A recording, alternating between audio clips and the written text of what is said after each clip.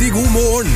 Dette P4s radiofrokost med Bjørn Forlund, Daniel Høglund og Silje Stang. I tillegg så det jo fredag.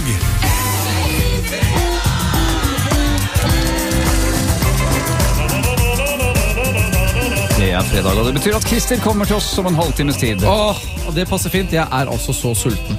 Hver fredag på denne tiden begynner magen å rumle. Ja, virkelig. Men før det så kommer Ylvis-gutta.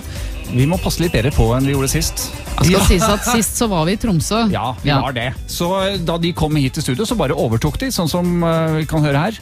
Hallahoi!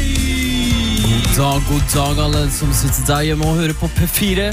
En nydelig morgen her, vi sitter I Oslo og ser utover. Kjempefint vær. Hiv til deg og hiv ohoi til meg. Ja, de får ikke lov til å snakke bokmål denne gangen. Det helt klart når Ylvis-gutta kommer til oss snart. Det jo som å høre oss det der. Hiv ohoi! Vel.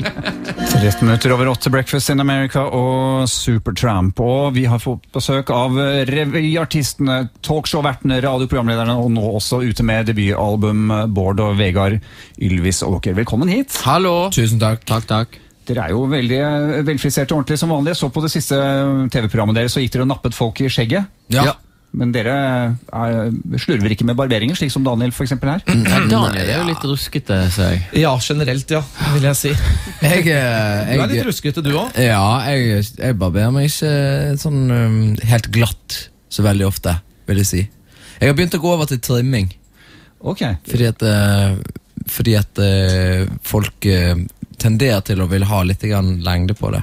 At de synes jeg ser litt sånn ekkelt ung ut når jeg har helt glatt barbert. Ja, hva med broren din da? For han jeg tror ikke det noe... Jeg har ikke barbert meg enda I november, tror jeg. Men, og det ikke antydning til at det kommer noe heller?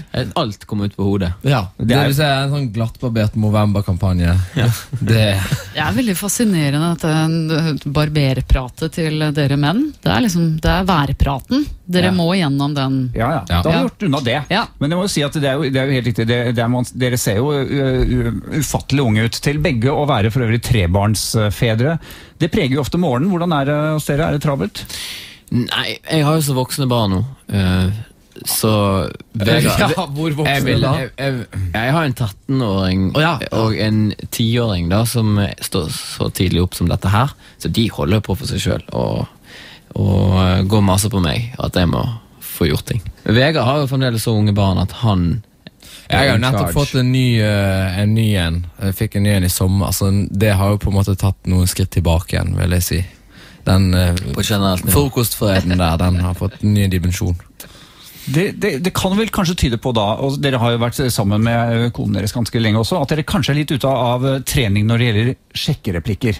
Og derfor så det passer veldig bra at dere her på en fredag, fordi Daniel har nemlig hver fredag sin sjekkereplikk. Føler dere at dere har noe å lære der på sjekking? Altså, det kommer kanskje bare til dere uansett, når dere så kjente. Vi sjekker mye uansett. Vi jo på turné. Så det jo alt nyttig. Ja. Skal vi bare kjøre I gang? Ja, jeg tror vi skal gjøre det, for vi har altså da, som vanlig på fredager, Daniels sjekkereplikk. Ja, presset har aldri vært større når Ylvis-brødrene sitter og ser på. Jeg må si jeg for en gang skyld ganske nervøs. Du pleier jo... Ja. Vi sitter og spente nå. Du pleier å velge deg et tema, Daniel? Det gjør jeg. Og I dag så det da naturligvis en Ylvis sjekkereplikk. Snekret fra...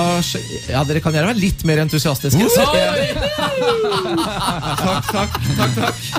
Som vanlig snekret I sjekkereplikk-verkstedet I kjelleretasje nummer 3 her I P4-bygget. Dere klare, gutter? Ja, vi klare. Ja, det veldig bra. Mine damer og herrer, Daniel. Takk for det. Hei, vil du være med hjem for litt? Pow, pow, pow, pow, pow, pow, nettopp. Og så litt etterpå så blir det ring, ding, ding, ding, ding, ding, ding, ding. Må du hjelpe meg da? Ja. Han trenger ikke hjelp. Det hadde gått rett hjem. Takk. Blir det med hjem? Vi blir med hjem.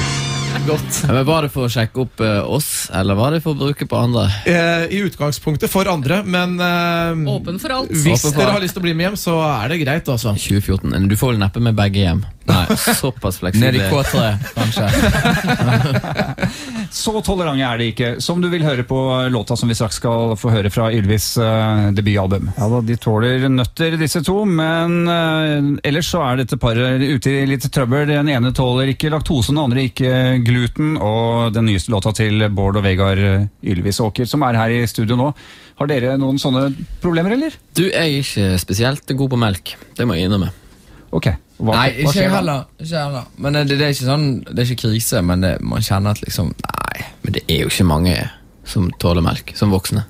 Melk, Sånn egentlig. melk er for kalver, mener du? Det er for kalver. Det sa en kompis av meg, men han drakk fryktelig mye melk. Har dere generelt holdt på å si de samme problemene? Sykdommene? Er dere født med det? Og vi to? Ja. Nei. Nei, det har vi vel ikke. Det er vel ikke det. Det er ikke noe sånn felles sykdommer, nei. Dette kan vi jo kalt. Jeg visste ikke at det var et sånt intervju. Vi kunne ha kommet litt bedre kunne kommet forberedt. Det er jo bare en liten telefonsamtale der. Bård, hvilke sykdommer har du egentlig? Jeg hørte nå at det var et spesielt spørsmål, ja. Ja. Ikke bry dere om det, men når man ikke tåler melk, så høres det jo som en dårlig idé eventuelt å bade i melk, som dere faktisk gjør i denne videoen. Ja, vi burde ikke åpne munnen for mye. Jeg tror det var veldig uttynnet melk. Men det var ekte melk, altså. Det var tørrmelk. Så det var vann blandet med tørrmelk og litt grann gelatin for å få den lille viskositeten som man vil ha. Apropos musikkvideoen, dere fikk altså med dere Harald Svart. Hvordan var det å ta den telefonen? Dere hadde jo så dårlig tid. Du, det var egentlig litt sånn en sånn viktig telefon fordi at vi ikke kunne jobbe med han som vi vanligvis jobber med, dessverre, fordi han ikke hadde tid. Og så er det litt sånn, ok, skal man da begynne å ta folk som man bare må si, ok, du kan gjøre det, for vi synes jo han er best, han som vi vanligvis jobber med. Skal vi da begynne å gå for sånn B-vare?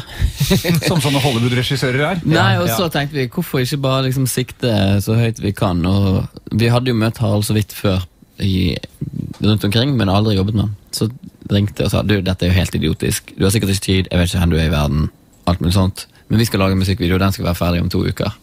Har du lyst? Og sa, ja, jeg er med. Svarte med en gang. Det er der sånn usannsynlige telefonene som man allikevel bør ta av og til. Ja, men det er sånn, veldig ofte så går sånne ting, føler jeg. Men han hadde ikke mye tid, han hadde 1 dag, og da ble det 1 dag i Latvia. Han hadde 1 dag til opptak, men han er jo ufattelig effektiv, så han fikk jo klemt inn. Når du sier til folk som jobber med dette at det er skutt på 1 dag, så får man litt respekt, for det er ekstremt effektivt. Noe gøy som skjedde den ene dagen? Det var jo veldig gøy. Hele opplegget var jo veldig gøy sånn fra et faglig perspektiv da. Men det eneste jeg ser når jeg setter på den videoen der, altså det første jeg ser, det er mannen. Fordi at det står en fyr i den første scenen, så står det en fyr med handleposer langt bak i bakgrunnen, og står og ser rett inn i kamera. En linselus. Han er på vei opp i blokken sin, og han fyren så jeg satt inn i teltet da, jeg var ikke med i den scenen, så jeg satt inn i teltet og så på monitoren, og så han og tenkte, nei, nå må vi gå ut og be han flytte seg. Men så gikk han vekk til slutt da, men så viser det seg at han har blitt med i det ferdige produktet, så det står en fyr sånn, hva er dette for noe? Vi synes det var veldig gøy, vi ville jo ha det østblokk-looken, og det første bildet er jo fra utsiden, og der er det jo sånn østblokk og sånt, og så skulle vi ta noe sånn inn i en leilighet, og da måtte vi kjøre ganske langt, og så kom vi frem sånn, nå er vi der som vi skal ta inne bildene, og det var jo helt likt. Det er veldig gøy.